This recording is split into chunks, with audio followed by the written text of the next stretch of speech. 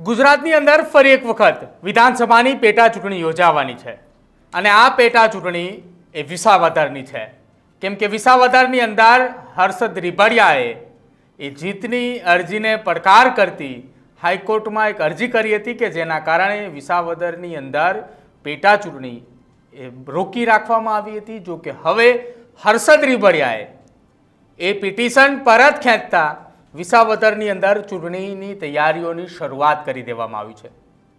હર્ષદ રીબડિયા અને ભૂપત ભાયાણી આમ તો બંને ભારતીય જનતા પાર્ટીના નેતા છે।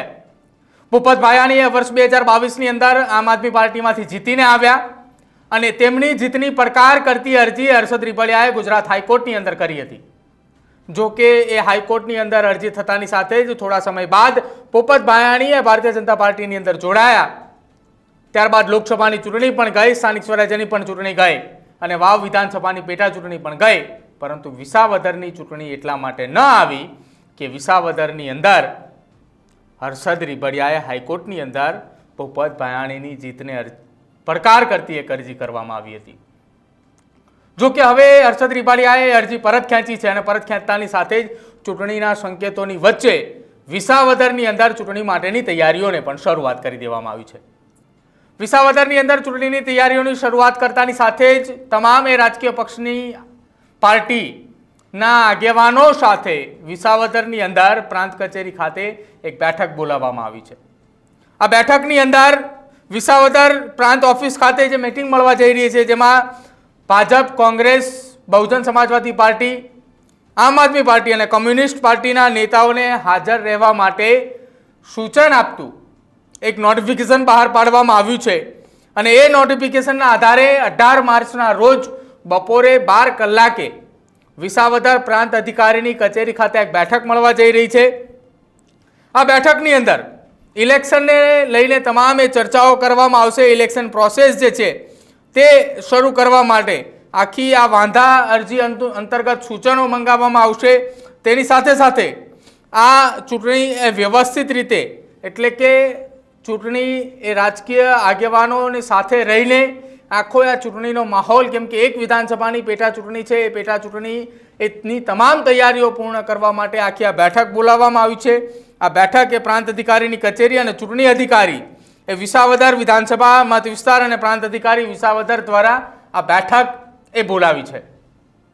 આ બેઠકની અંદર હવે જોવાનું રહેશે ભૂપત ભાયાણી, હર્ષદ રીબડિયા અને સાથે સાથે ભારતીય જનતા પાર્ટીના મૂળ જૂથમાંથી કયા કયા આગેવાનો બેઠકમાં પહોંચે છે। બીજી તરફ વિસાવદરની અંદર ચૂંટણી લડવા માટે આમ આદમી પાર્ટી, કોંગ્રેસ બંને પક્ષ તૈયાર છે અને ક્યાંક એવી પણ ચર્ચાઓ થઈ રહી છે કે શંકરસિંહ બાપુની નવી રાજકીય પાર્ટી પણ આ બેઠકની અંદર ચૂંટણી લડે। શંકરસિંહ બાપુની નવી રાજકીય પાર્ટીએ ધીરે ધીરે ગુજરાતના અલગ અલગ જિલ્લાઓની અંદર પોતાના મધ્યસ્થ કાર્યાલયની ઓપનિંગ કરી રહી છે। તેની વચ્ચે હવે જોવાનું રહેશે કે શું વિસાવદરની અંદર પણ શંકરસિંહ બાપુની નવી રાજકીય પાર્ટી એ ચૂંટણી લડશે। જો શંકરસિંહ બાપુની નવી રાજકીય પાર્ટી ચૂંટણી લડવા માટે પોતાની તૈયારી દર્શાવે છે તો એ જોવાનું રહેશે કે વિસાવદરની અંદર કેટલી રાજકીય પાર્ટી ચૂંટણી લડે। કોંગ્રેસ અને આમ આદમી પાર્ટી વચ્ચે ગઠબંધનના સંકેત નહિવત પ્રમાણમાં એટલા માટે દેખાઈ રહ્યા છે કે થોડા સમય પહેલા રાહુલ ગાંધી એ ગુજરાત મુલાકાતે હતા ત્યારે તેમના સ્પીચને લઈને અનેક એવી ચર્ચાઓ થઈ હતી અને કોંગ્રેસના કેટલાક દિગ્ગજ નેતાઓની તેમને ઝાટકણી પણ કાઢી હતી। બીજી તરફ દિલ્હીની અંદર આવેલા પરિણામોને જોતા એવું પણ લાગી રહ્યું છે કે આમ આદમી પાર્ટી ક્યાંક આ વખતે વિસાવદરની વિધાનસભાની બેઠકની ચૂંટણી માટે ગઠબંધન નહીં કરે અને આમ પણ વિસાવદરની બેઠક એ કોઈના માટે, કોઈ રાજકીય પાર્ટી માટે બંધાયેલી નથી। વિસાવદરની ચૂંટણી માત્ર વિસાવદરની બેઠક એ માત્ર ને માત્ર કોઈ વ્યક્તિ અને કોઈ ચહેરાને આધારિત નક્કી કરવામાં આવે છે। ત્યારે વિસાવદરની પેટા ચૂંટણીની તારીખો હવે ટૂંક સમયમાં જાહેર થાય તેવી શક્યતાઓ છે। જો કે 18 તારીખે પ્રાંત અધિકારીની કચેરી ખાતે એક વિશેષ બેઠકનું આયોજન કરવામાં આવ્યું છે। આ બેઠકની અંદર વિસાવદરની ચૂંટણીની માટે અભિપ્રાયો મંગાવવામાં આવી રહ્યા છે। શાંતિપૂર્ણ માહોલની અંદર કઈ રીતે ચૂંટણી પૂર્ણ કરી શકાય, આ તમામ પ્રકારના સૂચનો એ રાજકીય પાર્ટીના આગેવાનો અને વિસાવદરના લોકો પાસેથી મંગાવવામાં આવ્યા છે અને જે 18 માર્ચના રોજ એક વિશેષ બેઠક એ પ્રાંત અધિકારીની કચેરી ખાતે યોજાવા જઈ રહી છે।